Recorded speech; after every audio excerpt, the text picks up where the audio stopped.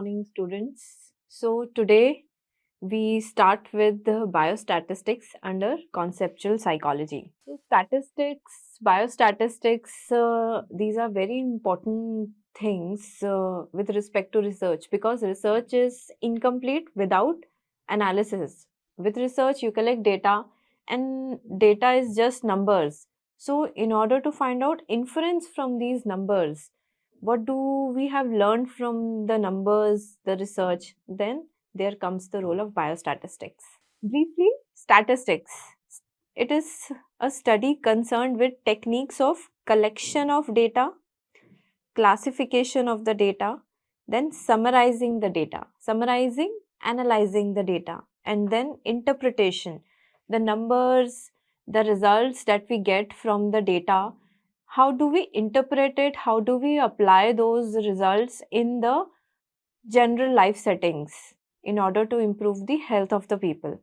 And then drawing inferences and testing hypothesis. We'll learn about the hypothesis soon. So this is statistics. Biostatistics, when these tools are used, when the tools of statistics are used to help bioscience, to help the medical science. When tools of statistics are applied to the data derived from the biological sciences like medicine. Next, let's move on to certain definitions which we'll be using very frequently later on. So, variable. Simple English term, variable is something, a characteristic that takes on different values in different persons. Like height, my height, it may be having some value, some numerical value. Your height may be having some numerical value. So, it is a variable. Height is a variable. Weight is a variable.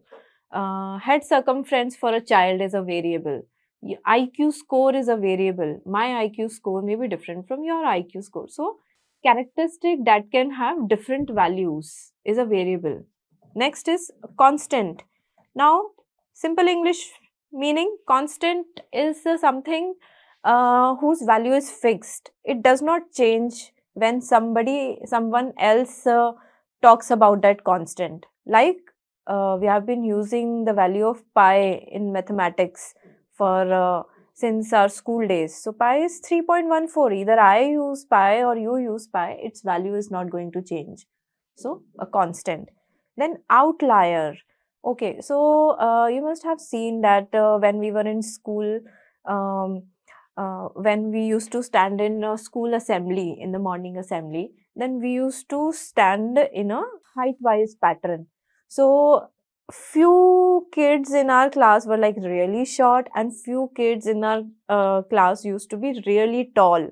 So the very short one and the very tall one, they are the outliers, and majority of the kids who used to stand in the middle, they were of the average height. So they constitute the majority of the persons with the average height, which is usually found in all the classes, and the outliers are those at the extreme values. So outlier, a very extreme score. Similarly, if you are doing some research, let us say you are finding out the blood glucose in a community. So out of all the sampling units of out of all the people you are testing, few may be having very high blood sugar and few may be having very low blood sugar. So that is an outlier, extreme values.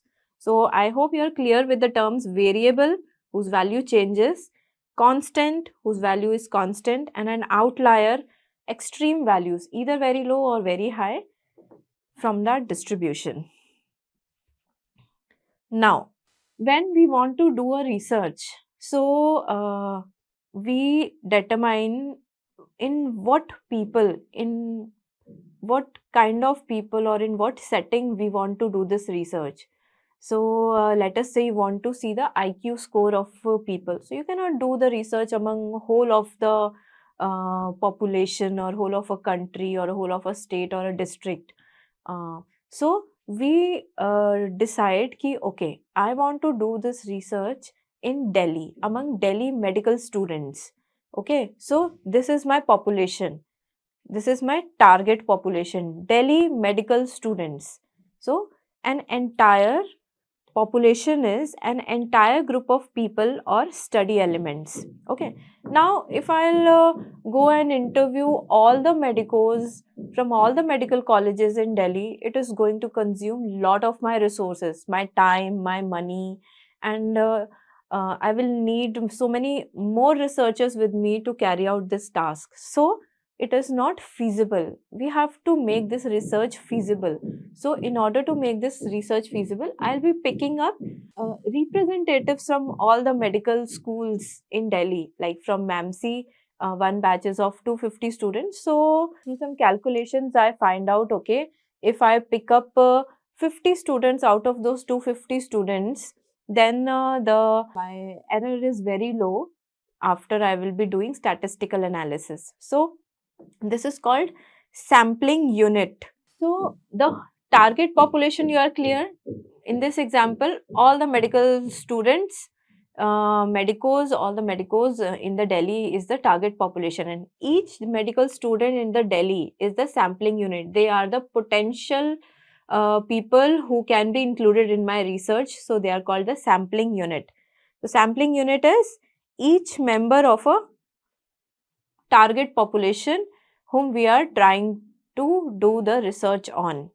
So, now I cannot study and question and investigate each and every medicos in the Delhi. There are so many medical schools and so many medical students in each medical college, around 200, 250 students in each medical college. So, otherwise, if I'll go and ask all the medical students, then it is going to consume a lot of resources, a lot of my time, financial resources, and I'll need a bigger team.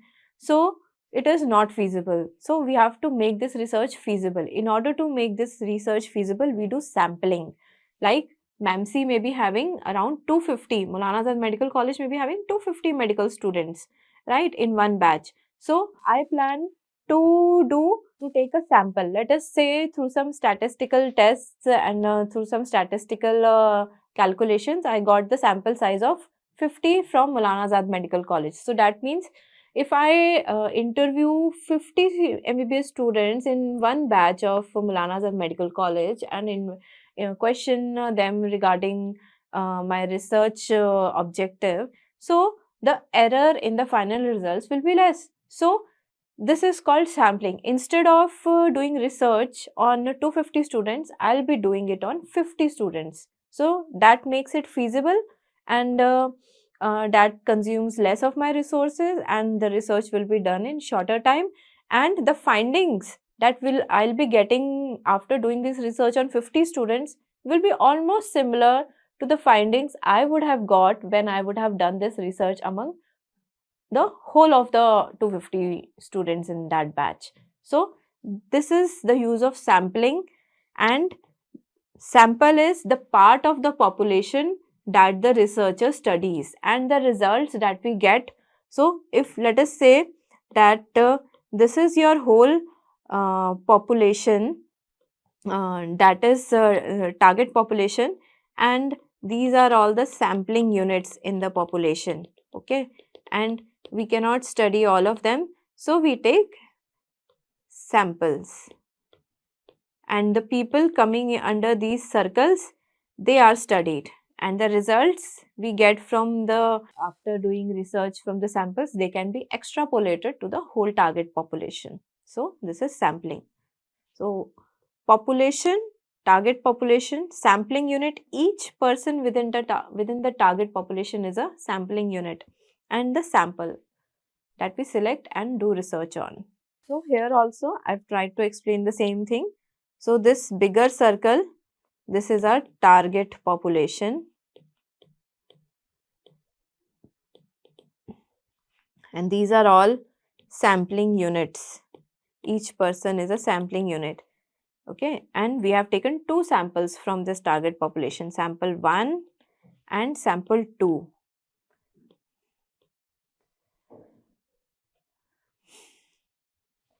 Okay, so we can do our research on this sample also and this sample also.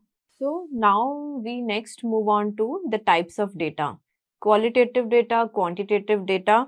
primary and secondary. So what is a qualitative data? Qualitative data is number of persons with same characteristics are counted to form specific groups like attacked, escaped, died, cured. Okay, let me explain to you this with a contingency table. Okay, so this is a table and this is diseased. Let us say depression. Depression present and absent, and exposure is family problems.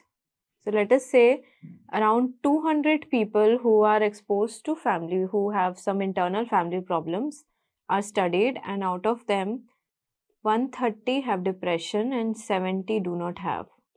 Okay, and 200 people without family problems are also studied. So this is without family problems, this is with family problems. They are also studied, and out of those 200, 50 have depression and 150 do not have. So these numbers 130, 70, 50, 150, these are qualitative numbers. They tell you about number of people who have depression and who have faced some family problems. And here they tell you 70 people who do not have depression and they also have faced family problems. So this is a qualitative number.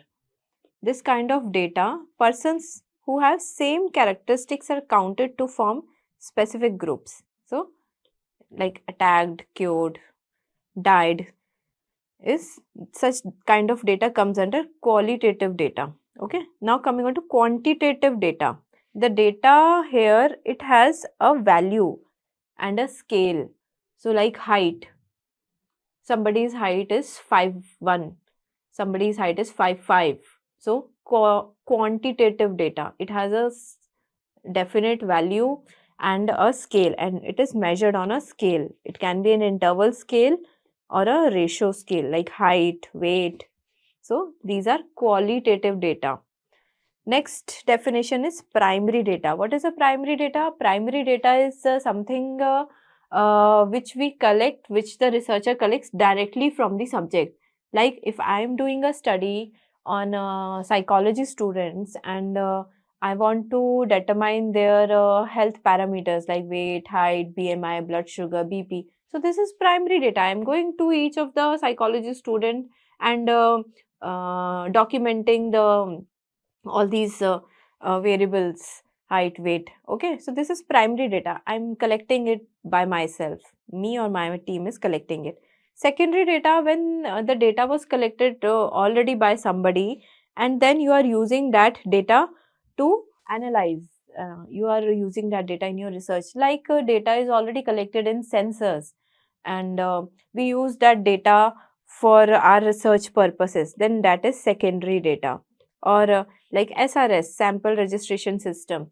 6 monthly Government of India, they come up with the indicators for all the states of the country, and that is SRS. And if we use that data to find, to interpret something related to health or system of the country or health profile of the country, then that is an example of the use of secondary data. Now, types of variables. So here we have independent variable, dependent variable and confounding variable. Very important. So independent variable is a variable that is systematically manipulated by investigator. Let me explain it with an example of colonic cancer. So colonic cancer, let us say we want to see its relation to the intake of dietary fiber. So we want to see people who have a higher consumption of dietary fiber, they develop colonic cancer or not. Okay, so here independent variable is a variable that is systematically manipulated by investigator. Here the independent variable is dietary fiber intake. Okay, and dependent variable is colonic cancer, because the development of colonic cancer is dependent on the intake or no intake of dietary fiber. So dietary fiber is our independent variable and dependent variable is colonic cancer. Okay. So dependent variable that is measured. That's what we are trying to measure, how many people develop this cancer. Confounding variable, factors other than independent variable that might affect the dependent variable. So there are other factors as well. Let us say processed food intake is a confounding factor because that can also affect the incidence of colonic cancer, and that is also related to dietary fiber. People who have higher consumption of dietary fiber maybe more maybe they do not eat more of processed food. So somehow this factor may be affecting dependent variable and the independent variable. Okay, so it's a confounding variable.